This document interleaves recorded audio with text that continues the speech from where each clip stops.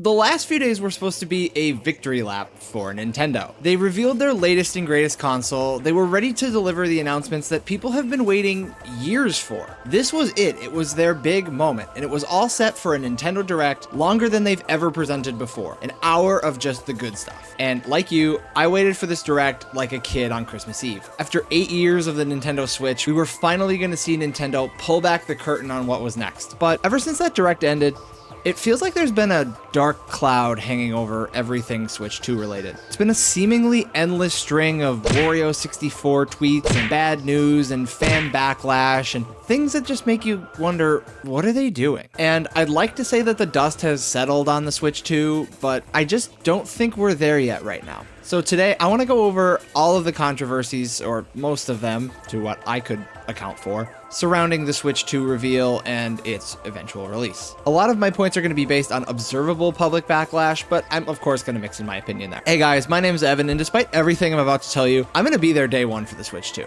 I've been a lifelong Nintendo fan, and this isn't going to change anything. A little bit of controversy is, a little bit spice of life. This is fun. I'll probably be there on launch day, and if you're going to be there too, hit the like button and subscribe if you're new here. So without further ado, let's get into it. So I'd be remiss to not start at the beginning, which is the Switch 2 Direct itself. And I have no complaints. It was an awesome hour. I was thoroughly entertained the whole time, and they pretty much just gave us everything that we wanted to see. Now you'll remember the Switch 2 was revealed back in mid-January, and we were finally getting the full reveal in early April. They already made us wait once after a very quick teaser. And the Direct did everything it needed to do. It was a great hour. It was a great show. Opening with Mario Kart World was kind of a no-brainer, but still a great decision. The game looked really, really great. It looked like a big step forward from Mario Kart 8, which that's a game we've had for 11 years. So just to see anything new with Mario Kart was amazing. And the Switch 2 hardware was very impressive. I think for someone like me who is used to the Switch being an underpowered machine, it was really cool to see Nintendo mix in a little bit of horsepower here. I mean, this is something that the company is not used to doing, or we're not used to them doing for, 20 years, ever since the GameCube. That was the last time they really went for power. And not to say that the Switch 2 is going to compete with the PS5 or the Xbox Series X, but it's an impressive piece of machinery. I think it surpassed my expectations, and I think it really outdid a lot of what people were thinking were going to come from this. We also got announcements we've been waiting for a long time. Game Chat, finally. GameCube making its way to Switch Online. A new Kirby Air Ride. Those were all amazing announcements. Third parties came out in full force. We saw FromSoft make an appearance, and we have a new exclusive FromSoft game, which is crazy. 2K was there. EA was there. Cyberpunk coming to Switch. That's a huge announcement. Street Fighter. The list goes on and on and on. There was a ton of really, really great stuff at this show. And for an hour, I was thoroughly on the edge of my seat. I didn't want it to end. And it ended on a great note. Donkey Kong Bonanza looks really, really great. I know it's not the 3D Mario game that a lot of people were expecting, but hey, look at this game. It looks like an awesome evolution from what we got in Odyssey. So I'm not going to be the one complaining about Donkey Kong. I'm not going to be the one complaining about anything we saw in this Direct. But it was the things that we didn't see which caused a lot of controversy. Starting with... Okay. So immediately after the Direct ended, everybody had the same question. Well, how much is this going to cost? Nintendo very purposely did not show us the price during the Direct. It's not like them to do that, and it's not really industry standard to leave that information out. A price reveal can be a really big moment in a console reveal. It establishes a sense of value for consumers. People don't expect these things to be free, but if consumers feel like they're getting a bang for their buck, it can really be a big positive. Just look at the PS4's launch. Sony really messed things up with the PS3. They priced the hardware way too high, and it cost them for 3+ years. It took them a long time to get that ship back on track. But for the PS4 reveal, you can tell Sony had learned their lessons, and they knew they had the upper hand. The Xbox One had a really rough reveal, and it doesn't help that it was $100 more thanks to the necessary Kinect 2 that they bundled in with every console. PlayStation knew they had all of the cards in their hand. The Xbox One was $499, and Sony was way more than excited to unveil that their price was $399 for a console that wasn't always listening and was more powerful than the competition. Hell, even go back to the PS1. The president of Sony of America went up on stage and just said $299 because they knew the PlayStation was $100 cheaper than the Sega Saturn. Don't worry, it's okay. Or even just look at Nintendo's history. Back when they were marketing the GameCube, they marketed it on two big things. It was cheaper and more powerful than the PS2. But going back to the Switch 2, Nintendo very purposely did not reveal the price. It was very intentional. It was not anywhere in that showcase. I think most people expected it to be around the $400 mark, but soon after the show, we learned that it was going to be $450. For a company that has always stressed affordability in its consoles, yeah, this was high for a Nintendo system. At least that's what a lot of people thought. Personally, I thought $450 was a little bit high. It's getting comparable to a PS5 at that point, but I can see where the value lies. If I'm gonna get 8 years out of this console like I got out of the Switch, I'm okay with that. I'm okay with $450. It's a one-time thing. That's just where I stand on it, but I understand why a lot of people took issue with that number. I also don't think the main outrage about the prices was based on the cost of the system. It's about the cost of the games. Specifically Mario Kart World. On the Switch 2 site that went up after the Direct, it was revealed that the game cost $79.99 in the US. Yeah, $80. Again, not mentioned anywhere in the Direct. Very purposefully. $70 has become the widespread industry standard in gaming. Nintendo only ever released one game at $70 during the Switch, and that was Tears of the Kingdom. So with this, it's easy to understand why people thought Nintendo was jumping the shark, charging people pretty much because they felt they can. You can go really deep into economics here. Inflation and weakness of the Japanese yen absolutely play a role in it, but those aren't really topics I'm qualified to talk about in depth, nor do I really want to. Economics is boring, and I didn't take it in high school, so I'm just recounting the reaction. So we basically had almost a week to stew on this, and everyone came up with their own little theories, but now we're finally hearing from Nintendo themselves. In an interview with the Washington Post, Nintendo of America president Doug Bowser basically said that they're embracing a variable pricing structure for this generation. That means there is no standard. They're just going to price games however they feel they should be priced. He said to the Washington Post, quote, "We'll look at each game, really look at the development that's gone into the game, the breadth and the depth of the gameplay, and if you will, the durability over time and the repeatability of gameplay experiences. Those are all factors, and there's many more that go into the consideration of what is the right price point for the game. So I think you can anticipate that there will be variable pricing, and we haven't set a benchmark." Okay, I can agree and I can disagree. I can see both sides. On one hand, he's probably right. There will be $80 of content out of Mario Kart, at least if it's anything like Mario Kart 8. Now, I don't know if we're gonna get charged for like an expansion pass. That would definitely ruffle some feathers, and I could see why. But at the same time, we've become so used to an industry standard pricing. I'm just not so sure that Nintendo's variable pricing method, that's just not going to go over too well with your average consumer who has been so accustomed to a $60 or now $70 price point everywhere else in the industry. It's all about comparison. Where do you stand in the market? And to his point, not every game that's been revealed for the Switch 2 is $80. Donkey Kong Bonanza is $70, and the Switch 2 edition games that we've seen range between $70 to $80 for this physical copy, which there's fair argument to be made that some of them have DLC and new content that are worthy of the $20 or $10 upcharge. However, I can't help but buck the feeling that Nintendo is rewriting the baseline for how much games should be costing right now. They've set a new upper limit at $80, and it's hard to think that they're not going to be charging at least $70 for all of their new releases. And people have made good points doubting this variable pricing scheme's ability to go lower than $70. Take a game like Rhythm Heaven Groove. Is that really a $70 game? Is it really a $60 game? I don't know.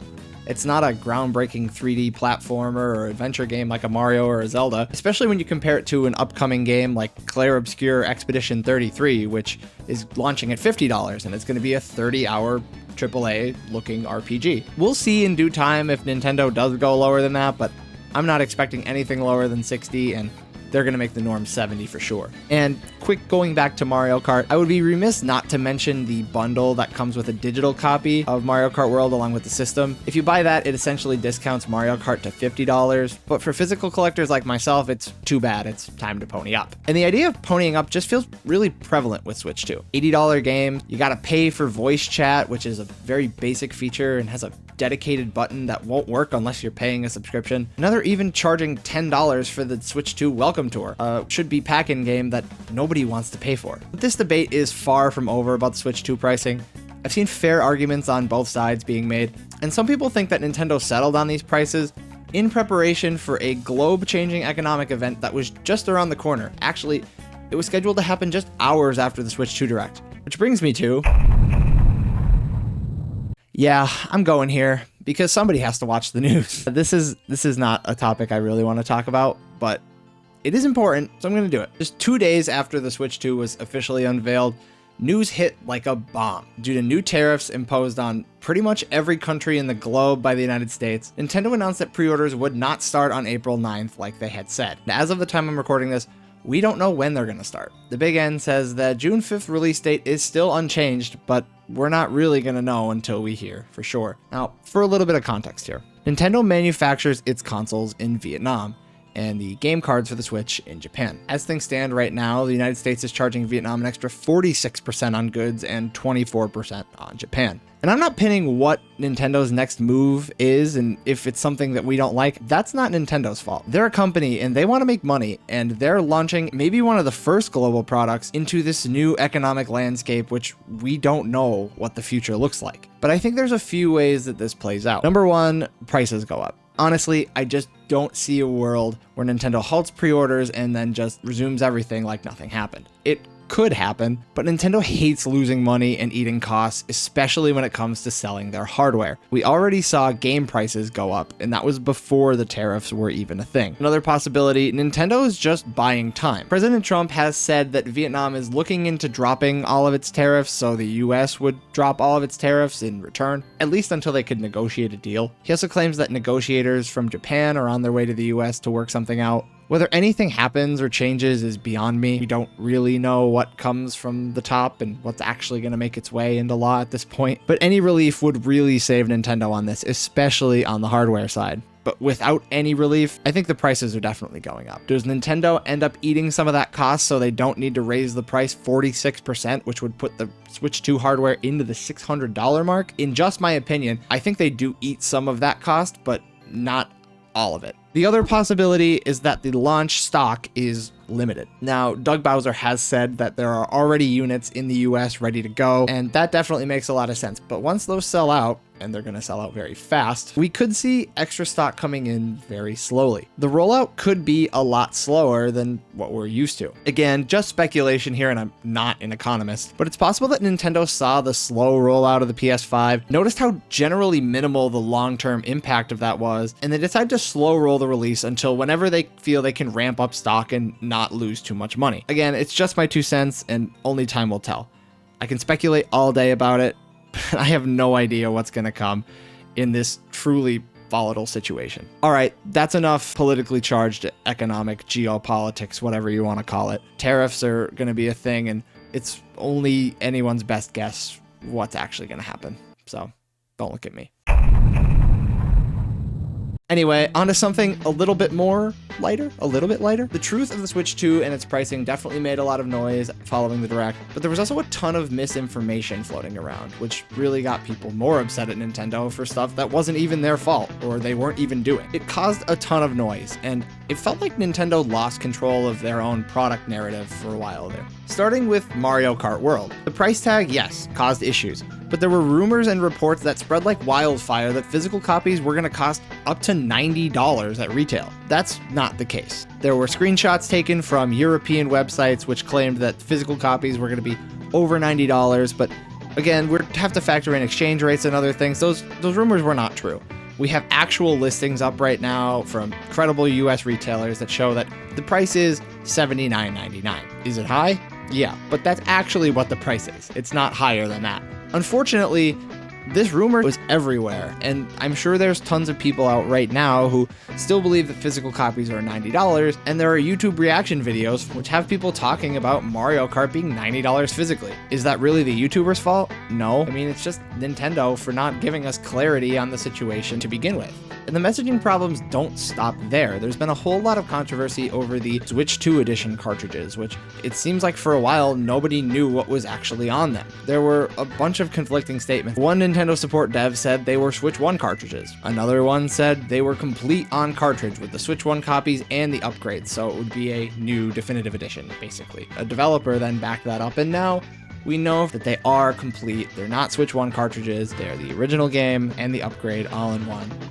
Good. This one makes a whole lot of sense. Nintendo gives people a reason to rebuy these old games that they've had. And I like that because now I have to rebuy those old games and spend a ton of money But it's fine because I'm a sucker. I love this. I love this shit. Again, the right move at the end of the day, but it's annoying that Nintendo had kind of lost the narrative on these things and people were left in the dark for a little bit too long.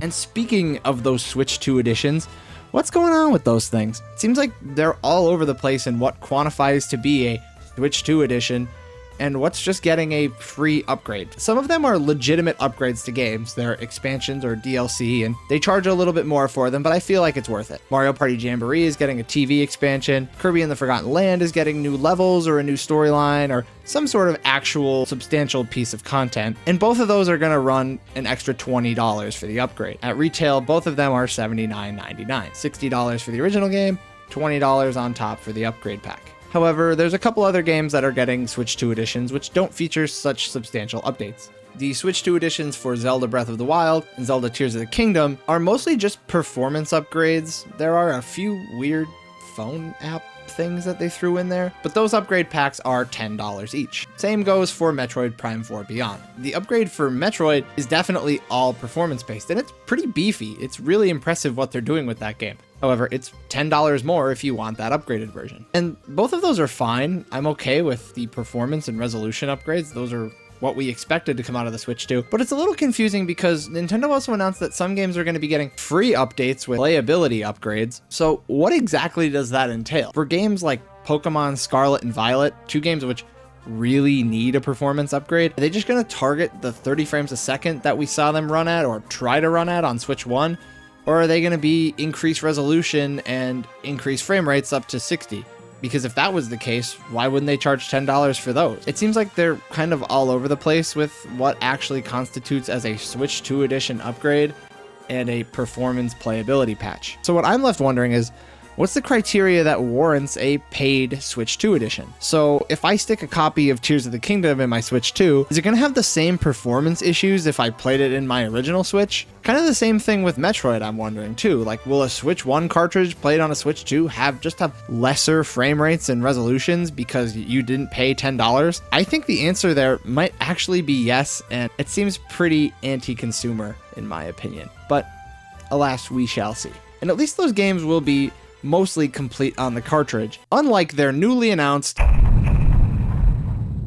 Yeah, Nintendo is definitely not batting 1,000 with physical game collectors. If you didn't know, during the Switch 1's life, we saw a bunch of games get physical releases that were just codes in boxes. Full game download, no game included. Well, now Nintendo's out with a new option, game key cards. And what these are game cartridges that only have a small amount of data on them, just enough to initiate a digital download, and then you can get the whole game on your Switch digitally. Well, you still have to have the cartridge or game key inserted to play it, but there's nothing on it. If there ever came a day where the Switch 2 digital store went down, a long ways off, but it's always very real, we see it happen, you wouldn't be able to claim that game anymore. Switch game cartridges come in various sizes, and the bigger ones cost more for publishers to print. It looks like now they're not going to have as many options as they did before, and the biggest cartridge for Switch 2 is 64 gigabytes. So it looks like we might see a lot of developers and publishers kind of turn to these game keys as kind of a cop-out. For example, so far we already know that Street Fighter 6 and Elden Ring are game keys, and so is the Bravely Default remaster for some reason. Like, what's going on with that? That could definitely fit on a full cartridge. But this idea of game keys isn't exactly new. We saw some games kind of do it during the Switch 1 generation. Stuff like the BioShock collection and the Assassin's Creed collections. If you put them in your Switch, they didn't have the full games on them, but they didn't have codes either. Your cartridge could actually unlock the full download, and you could resell those and have other people play and download those games. It didn't use up a code or anything like that. I guess that's a little bit better than code in a box, but still, I'm not a huge fan of these game keys, and not a lot of other people are either. If I had to predict, I think this is going to be more popular than code in a box. It's cool that we can resell these, and I know that it's not a new idea, but I'm not sure that it's better than a code in a box, because at least you could take those anywhere and you don't need to carry around this physical cartridge with nothing on it. Hopefully publishers won't go crazy with this, but I have my doubts. the Switch 2 will not feature Hall effect joysticks. I mean, like, come on, guys, really? The only reason we know what a Hall effect joystick is because the Switch 1 had such bad drift issues. Did you have Switch 1 Joy-Cons with drift? Because I definitely did, and everyone I know did. It was such a widespread issue, and it was really the biggest issue that Nintendo faced during the Switch 1 generation. However, on the other hand, I think it's a little early to jump to conclusions. Nintendo says they upgraded the sticks, but I think it's a bit early to assume that they haven't put anything in place to make sure that drift is not an issue. I'm sure it was a major consideration in making the new controllers. But over on Polygon, they do make a good point. This is actually a topic players deserve an answer to. A lot of people were forced into buying new Joy-Cons. Right now, I wouldn't call this a full point of panic, but it's something to monitor going forward. Finally, can we just talk about how bad the cases look? That banner at the top is way too big and there's too much white space. Couldn't they at least stretch the text across horizontally instead of just stacking everything in the middle and leaving so much red? I mean, what was wrong with what we had? The little Switch logo in the corner on the old cases was clean and I really liked that. Don't even get me started on how bad the Switch 2 edition copies look. I'm seriously tempted to get a Switch 1 copy of Metroid Prime 4 because there's so much crap all over this cover art, it looks ridiculous. But I want to build up that Switch 2 collection, so I'm gonna have to grin and bear it. I probably will end up getting the Switch 2 version. The one thing I will give them, at least the spines look okay. I'm really happy that they got rid of the generic red siding and now we're actually gonna have full art on the spines. And I like the red plastic instead of the clear. It's a good differentiating touch. They're gonna look really nice on the shelf and that makes me excited, but I do concur that most people think these new case designs are a miss and I can see why. So I think that's everything I got. I think I covered most things in decent enough detail. I want to ask you, will you be buying a Switch 2? And if so, are you going to be there on launch day? Are you going to wait till those prices go down? Or are you just going to ride things out and see how it goes for a little bit? There's definitely been a ton of debate within the past week, and there's going to be a lot more going forward. So keep it right here, and I'll see you in the next one.